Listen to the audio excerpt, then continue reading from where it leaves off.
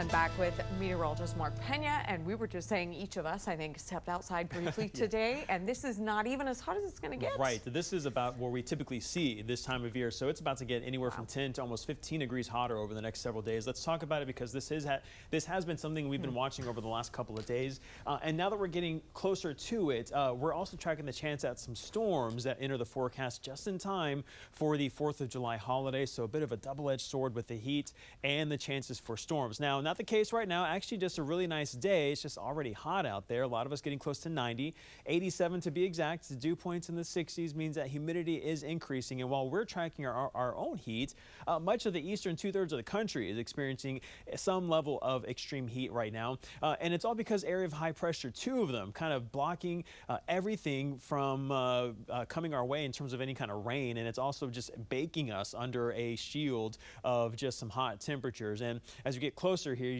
you see just a few passing clouds. Temperatures, again, pretty seasonable. This is what we typically see. But as we head farther into your evening, nothing to worry about. If you're brave enough to maybe get some patio seating, you got nothing to worry about when it comes to rain, just a little on the warm side. And by tonight's seasonable temperatures, still mid to upper 60s and lower 70s for the metro. And then the heat starts. And this is when we have our weather alert for the heat that begins tomorrow. But also as we head towards the 4th of July holiday on Saturday, storm chances that could be on the strong side enter the forecast as well. Tomorrow, forecast highs in the mid-90s. Will feel anywhere from 105 to 107.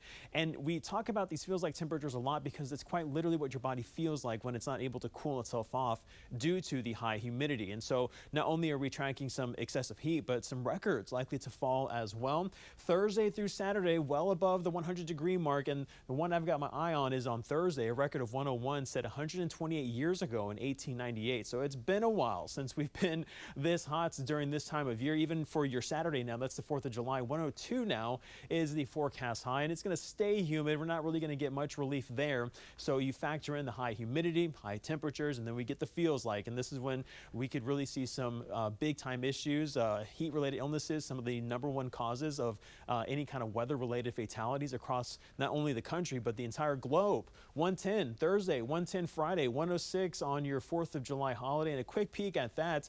Yeah, we're going to likely see some storms in the afternoon, and given how hot and humid it'll be, it'll have a lot of fuel to turn on the strong to severe side. So start prepping for that as well.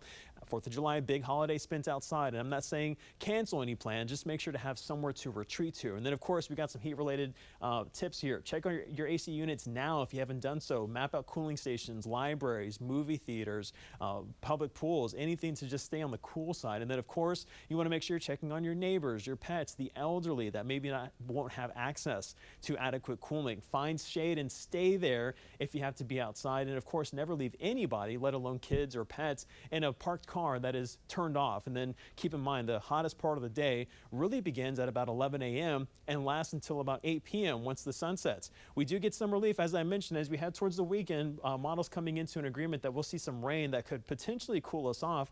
Unfortunately, it does line up with the 4th of July. So your 7-day forecast, weather alerts beginning tomorrow through Saturday. Temperatures come back to at least seasonal averages Sunday and Monday, but it comes with their own separate chances for storms. Some of those could be on the strong side. We'll be right back.